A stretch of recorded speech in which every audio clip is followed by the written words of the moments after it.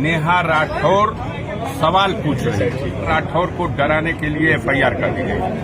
न चैनल 4 वाले डरने वाले हैं और न नेहा राठौर डरने वाली है। वहां से वो घूम के 3 घंटा पहले वापस गए हैं। सारी सुरक्षा कैसे हट जाएगी भाई?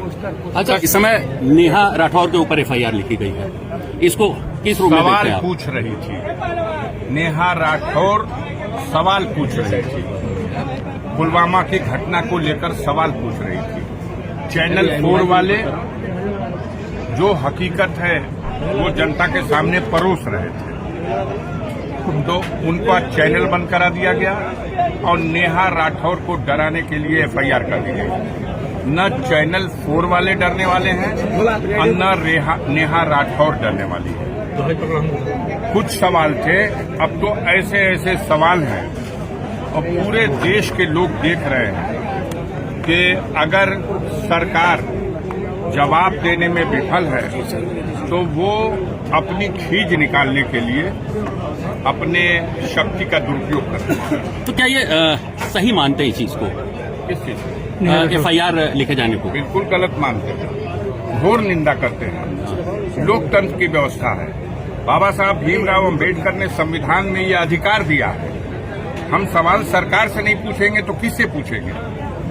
इतनी बड़ी घटना हुई है, विदेशी प्रशिक्षित आतंकवादी घुसते हैं भारत की सीमा में 150 किलोमीटर अंदर आकर के और हमला करके बेगुनाह नागरिकों को, पर्यटकों को मार के चले जाते हैं। मासूम बच्चों को, महिलाओं को वो मार के चले जाते हैं और हम अपनी विफलता को छिपाने के लिए, जी, मारने को सरकार अपनी विफलता को छिपाने के जाति विशेष का नाम पूछ के वो दोषी है जो इस कैंपस के अंदर जो व्यवस्था संभाल रहा है। अगर कोई घटना, दुर्घटना यहाँ होती है तो वो दोषी है।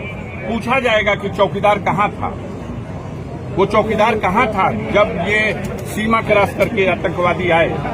उस चौकीदार ने उनको रोकने के लिए क्या किया? सीमा तो 1.5 किलोमीटर दूर है। जब उन चौकीदार की तरफ से इसका जवाब नहीं आएगा तो जनता तो सवाल करेगी। संजय जी, पोस्टर पूछ कर मारा गया, इसको किस रूप में देख रहे हैं? आपको ये बात कहा गया है कि इसका प्रचार करिए। आप बताइए, एक सवाल का जवाब दे दीजिए। अगर धर्म पूछ करके ही मारा गया तो इसका मतलब क्या निकाला जाए? महाराष्ट्र में हमारे देश के सुरक्षा का एक जिम्मेदार अधिकारी ट्रेन के अंदर लोगों का धर्म पूछ करके गोली मारा, तो क्या पूरी कौम को कटघरे में खड़ा कर दिया? क्या दुनिया नहीं देख रही है कि कश्मीर के मुकामी लोगों ने अपने जीवन को जोखिम में डाल करके, घायलों को अपनी पीठ पर लाद करके और उन असलहों से लैस आतंकवादियों की धमकी की परवाह न करते हुए दुर्गम पहाड़ियों में हजारों लोगों की जान बचाने का काम किया। सांसद जी, पोस्टर रो रहे हैं वो लोग जो बचे हैं, जिनको नया जीवन मिला है, वो उनके एहसानमंद हैं। लेकिन हमारी मीडिया के पेट में दर्द हो रही है। धर्म पूछ के मारा, उनका मकसद था धर्म के नाम पर नफरत बढ़ाओ और इसका प्रचार करने वालों का भी यही मकसद है कि धर्म के नाम पर नफरत बचाओ। तो देश कैसे मजबूत होगा? देश की एकता के सवाल पर सोचो। इसका उत्तरदायी कौन है? इसका उत्तरदायी व्यवस्था चलाने वाले लोग हैं, सरकार है। जिस सरकार की यह नाकामी है, जिसने सारे देश में ये ढिंढोरा पीटा कि कश्मीर में ऐसी कानून व्यवस्था है कि परिंदा पर नहीं मार सकता, और कश्मीर में इतनी बड़ी घटना हो गई और हमारा प्रधानमंत्री बिहार में जाके वोट मांग रहा है। अभी शहीद हुए लोगों की चिताओं को अग्नि भी लगाई नहीं गई और ये जाकर के वोट मांग रहा है। आपने जिनको हराया वहां पे इस समय राज्यपाल हैं, उनकी कितनी विफलता मानते हैं? अब उनकी विफलता और पूरी सरकार की विफलता, अब इस पर कुछ क्या कहने को शब्द रह गया कोई? हम बेहया हैं और हम कुछ मानेंगे ही नहीं, तो वही बात है।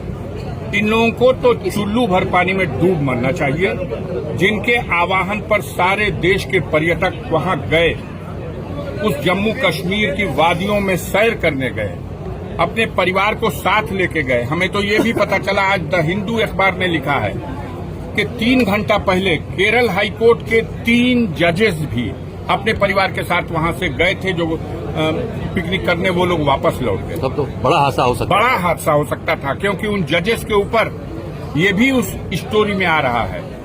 मैंने उसको देखा कि उन्होंने केरल में किसी जघन्य घटना के लिए जिम्मेदार आरएसएस के कैडरों को सजा दी थी, और वो कश्मीर घूमने के लिए गए थे। जहां अटैक हुआ है वहां से वो घूम के 3 घंटा पहले वापस गए हैं।